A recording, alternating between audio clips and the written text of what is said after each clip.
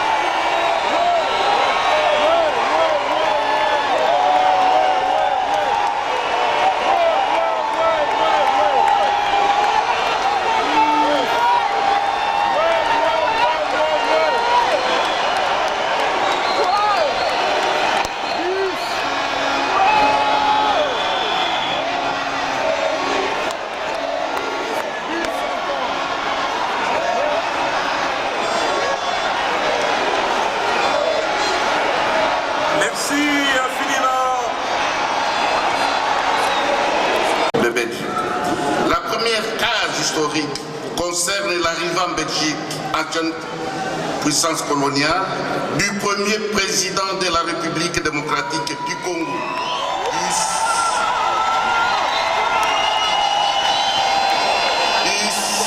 Issu de la première alternance pacifique au pouvoir dont il est l'acteur majeur. Par sa sagesse et par sa perspicacité, pendant des moments de tension politique relative aux élections, son Excellence, Monsieur le Président de la République, Félix-Antoine Tshisekedi Tshilombo,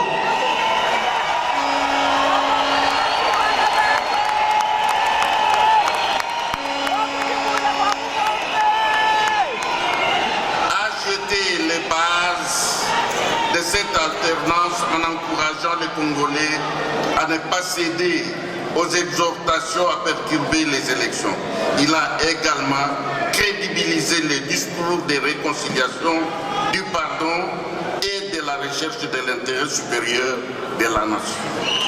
La deuxième case historique tient au retour du président de la République sur sa terre d'exil et de fourbissement de ses armes politiques. C'est sur cette terre qu'en compagnie de son père, Étienne Tshisekedi, à qui nous rendons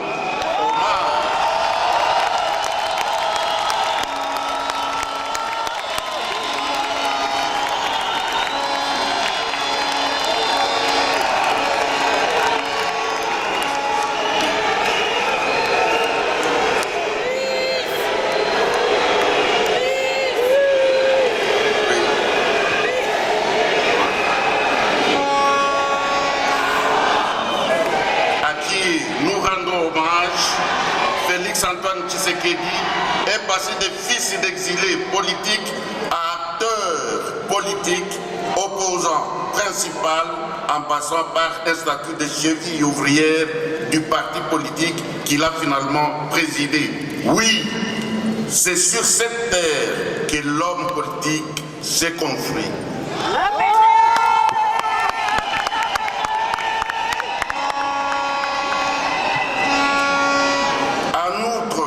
On peut tout aussi historiquement ressentir le lien entre notre chef de l'État et ceux qui l'ont soutenu, parmi lesquels il a mené sa lutte politique. En effet, vous, Congolais et naturalisés d'origine congolaise, résidant dans l'Union européenne, êtes, par votre implication politique et amour de votre beau pays, participant à l'avènement de l'alternance politique et par conséquent de la présidence de notre illustre hôte. C'est parmi vous et avec le soutien de certains d'entre vous que le président, ancien membre de la diaspora, a développé sa vision politique héritée de son illustre père. J'ai donc l'énorme privilège d'administrer ceux qui ont contribué à la survenance de cette nouvelle page de notre histoire. Elle est donc belle et hautement historique, cette case des rencontres entre le président et les siens. Autant Jules César pouvait dire, de tout le peuple de la Gaule, les Belges sont les plus braves. Autant je voudrais, avec l'autorisation de son Excellence, penser de toutes les diasporas congolaises les plus intimes au combat politique de notre président sont ceux qui rencontrent aujourd'hui chez les Belges.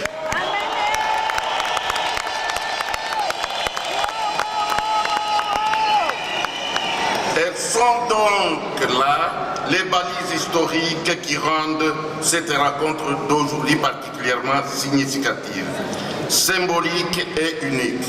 Au-delà du symbole, je voudrais, sans me tromper, dire que le président est là pour remercier, pour expliquer et pour écouter afin que soit réussi le passage de l'accomplissement de l'alternance au pouvoir à une contribution de la diaspora à la réussite de sa vision.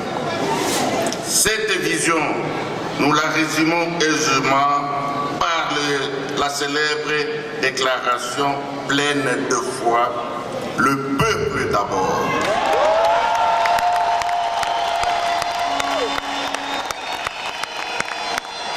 Mesdames, Mesdemoiselles, distingués invités,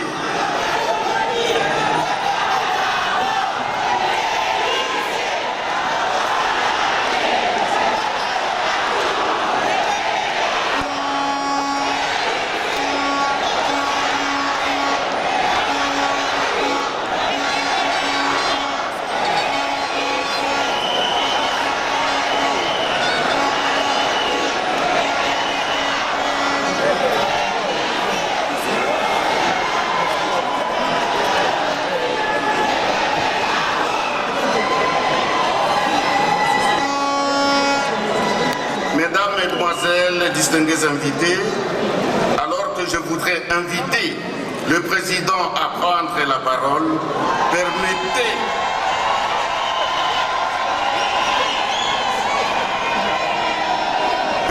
que je puisse être le premier, en votre nom également, à le remercier pour l'honneur qu'il nous fait de nous recevoir et de nous accorder sa profonde attention.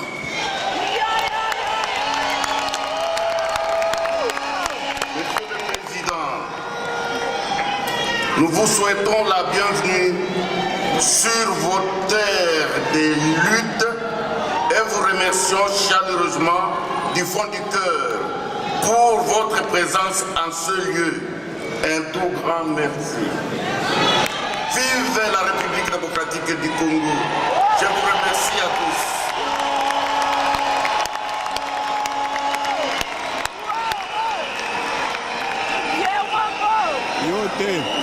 Merci infiniment, monsieur le chargé d'affaires.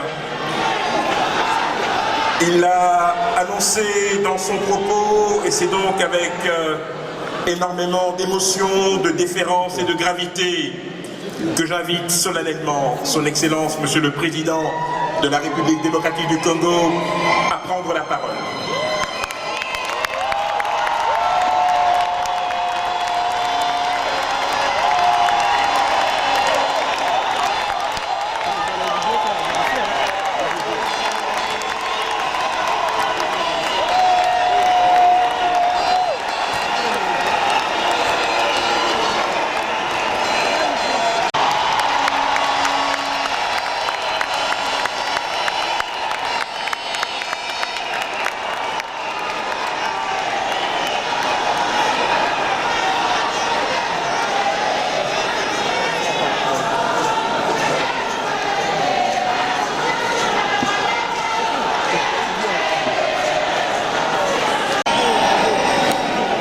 Je disais donc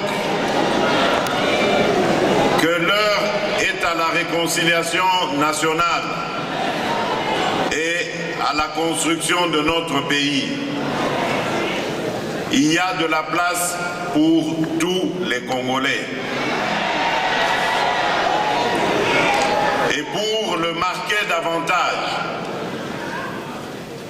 mes premiers signes ont été de libéraliser l'espace politique.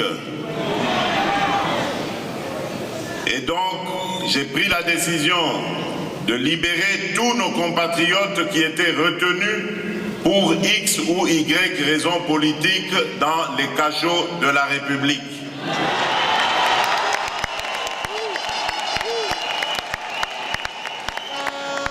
Pour ceux qui étaient en exil, empêchés de retourner dans leur pays, tout le monde est désormais libre de retourner dans son pays.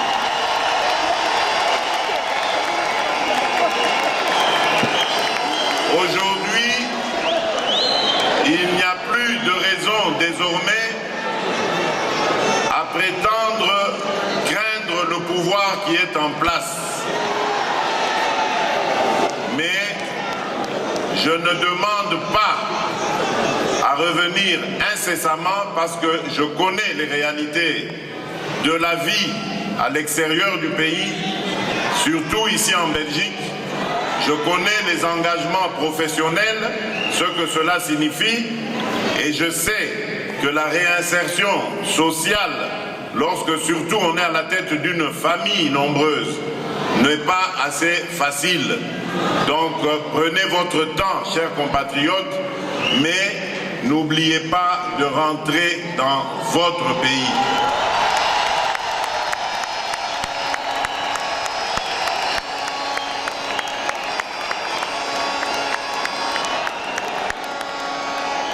Le Congo a besoin de vous. Nous avons plusieurs chantiers en construction. Le premier chantier, c'est celui, bien entendu, de la paix et la sécurité. Tant que de nos compatriotes souffrira de manque de paix et de sécurité, je ne me sentirai jamais à l'aise.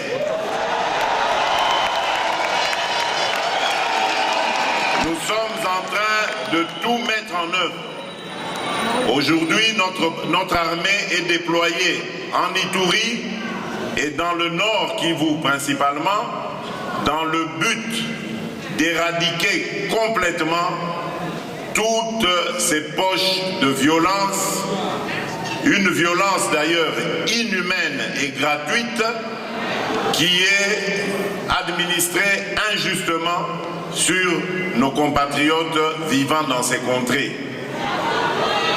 Je n'abandonnerai pas ce combat tant que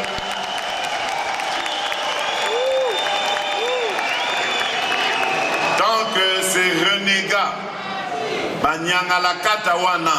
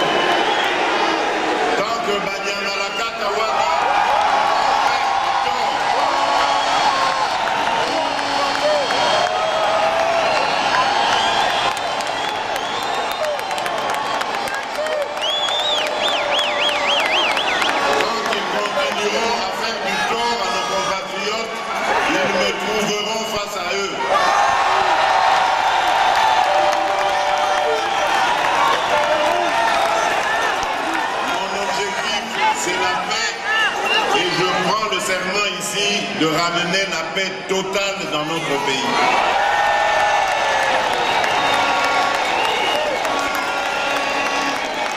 Le deuxième objectif, le deuxième chantier, c'est celui de l'instauration d'un état de droit. Ce vœu cher à notre grand combattant, l'immortel Étienne Tshisekedi wa Mulumba.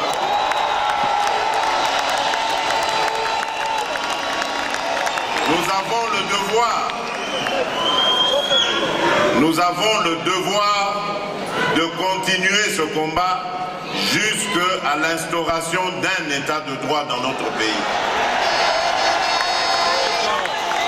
Et cet état de droit doit être soutenu par une justice plus juste, une justice au-dessus de tout soupçon, une justice qui va faire son travail pour protéger les citoyens et leurs biens, ainsi pouvoir dire le droit en conformité justement avec la loi.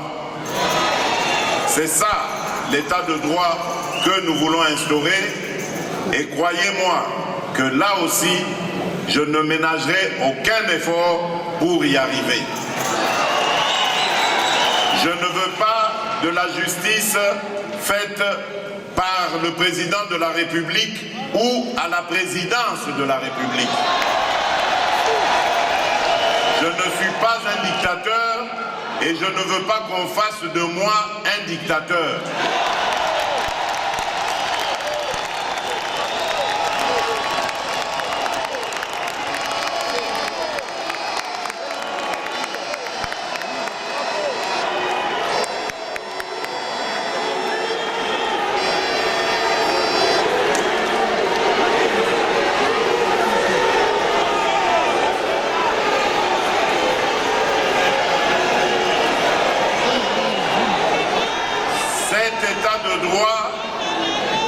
Nous permettra de déployer en toute confiance notre programme et ça, ce sera le troisième chantier qui s'attaquera aux luttes, à la lutte contre les anti-valeurs.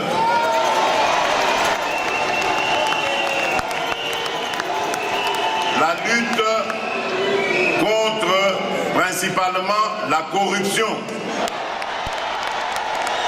Ce mal qui a rongé notre pays et qui a complètement ruiné notre économie. Tant qu'il y aura des corrompus en République démocratique du Congo, le développement ne sera pas possible. Les Congolais doivent comprendre que nous devons rejeter ces pratiques et nous consacrer réellement à la bonne gouvernance en usant comme il se doit de nos potentialités et ainsi pouvoir accroître notre richesse et par là mieux la redistribuer afin de réussir la lutte que nous avons engagée contre la pauvreté.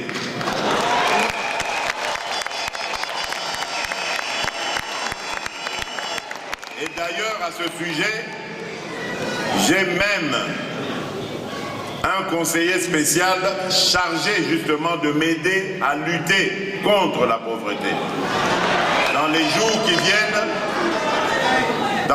qui viennent, nous proposerons aux Congolais notre programme de lutte contre la pauvreté et vous verrez combien il est ambitieux et porteur d'espoir.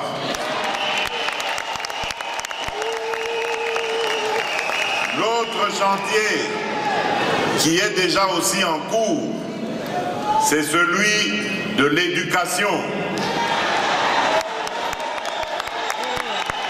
Depuis le 2 septembre de cette année, dans l'enseignement fondamental, il y a désormais la gratuité.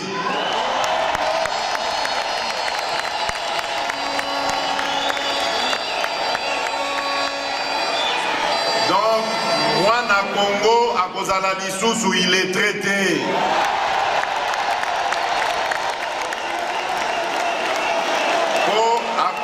Pour la kotanga pe kokoma ofele.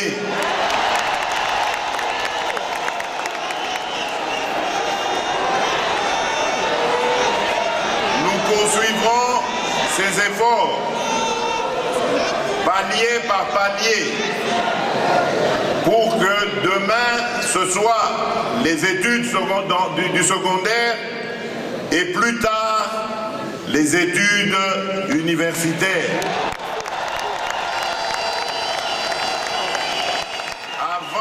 La fin de mon mandat, j'aimerais revoir les premiers étudiants boursiers bénéficiant de la bourse du gouvernement de la République.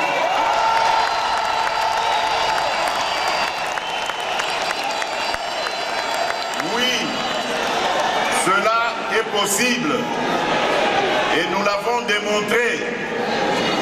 Avec le peu d'argent que nous avons trouvé dans les caisses du Trésor public, nous avons engagé un certain nombre d'actions que nous avons appelées le programme des 100 premiers jours d'urgence du président de la République. Avec ça, nous avons réussi beaucoup de choses.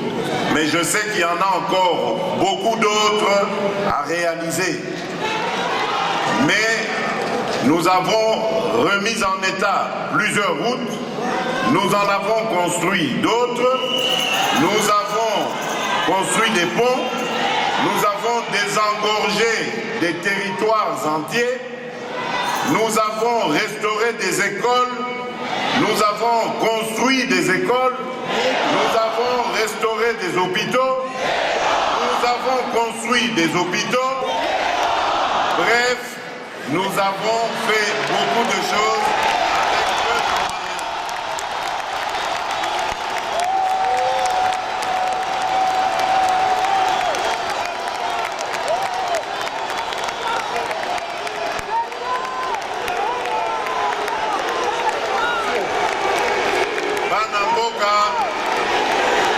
chantier continue.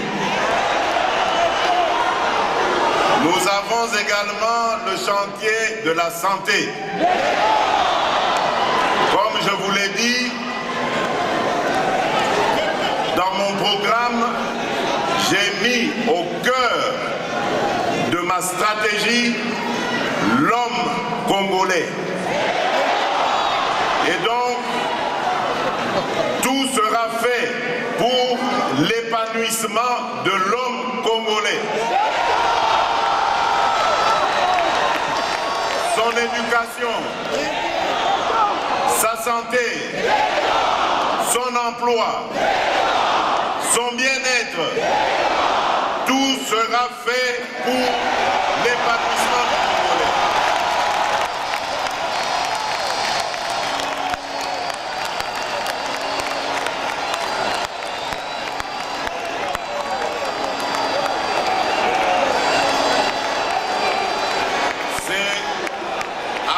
Avoir obtenu l'épanouissement du Congolais que nous pourrons être sûrs maintenant de développer notre pays.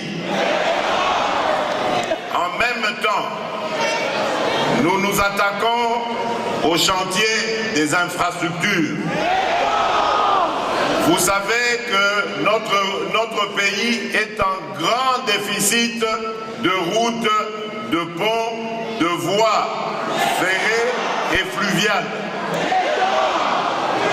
Nous avons depuis quelque temps entrepris des contacts en tout genre.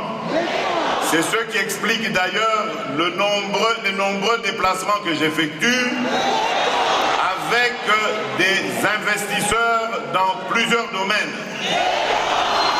pour qu'ils viennent nous aider à reconstruire notre pays. Nous avons d'énormes projets qui vont transformer la République démocratique du Congo en pays développé.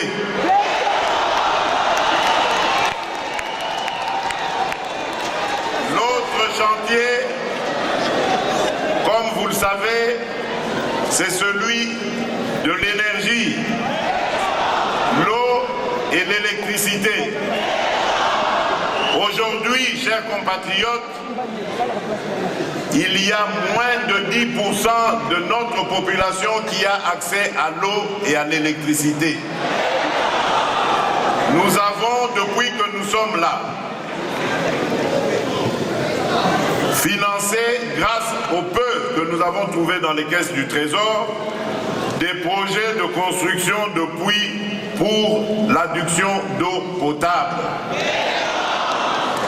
Nous avons également investi dans les chantiers de réhabilitation des cabines électriques, des câbles électriques, et nous allons petit à petit, avec les investisseurs qui vont arriver, construire des micro-barrages qui vont nous permettre de développer les coins les plus reculés de la République.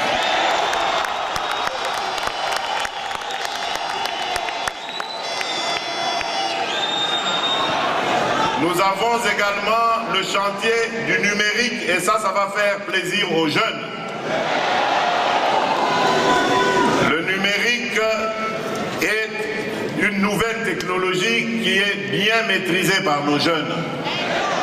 Nous voulons l'amener dans l'économie de notre pays.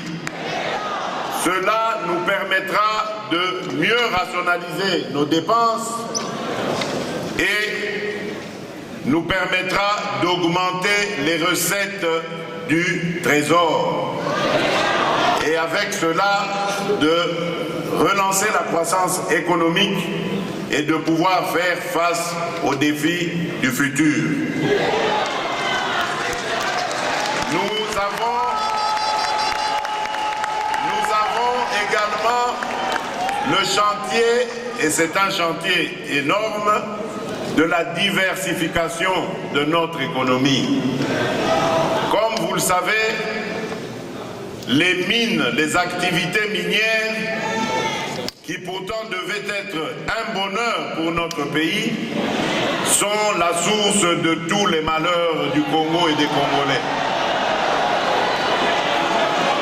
Nous avons donc décidé de sortir du tout minier pour aller principalement dans des domaines comme celui de l'agriculture, dans lequel il y a beaucoup de choses à faire.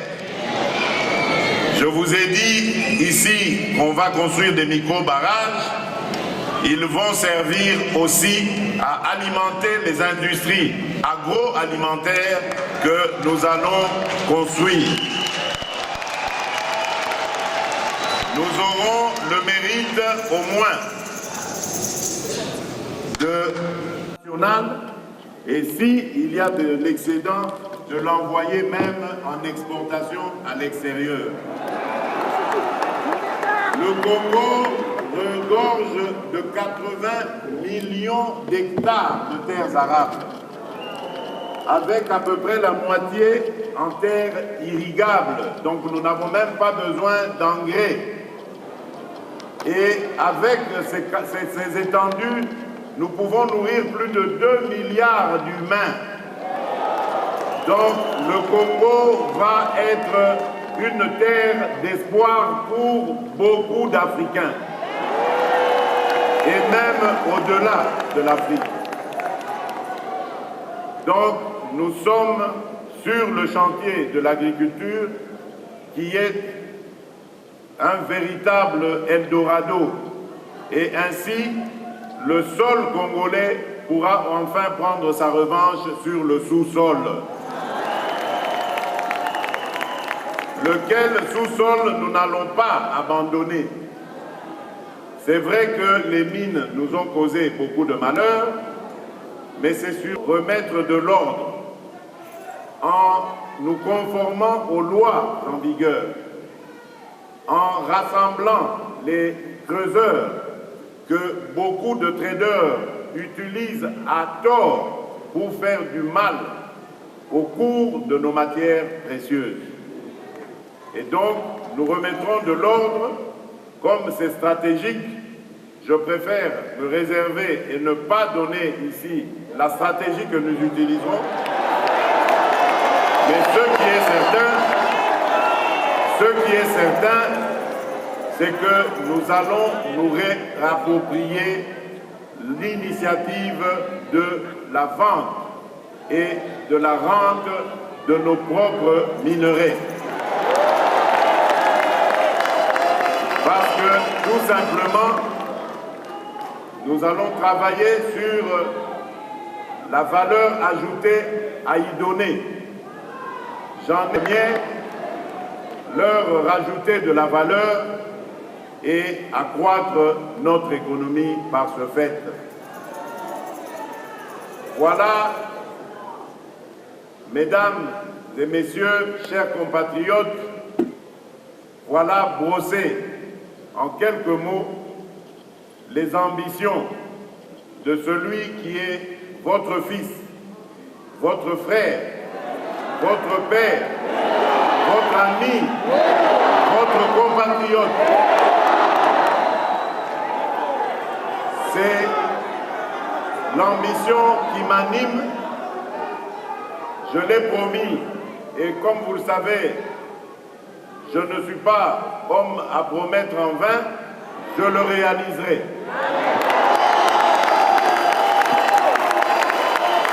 Je l'ai dit, je veux rendre Bobo Sanaté, Papa Lobaki, le peuple d'abord. Je vous remercie.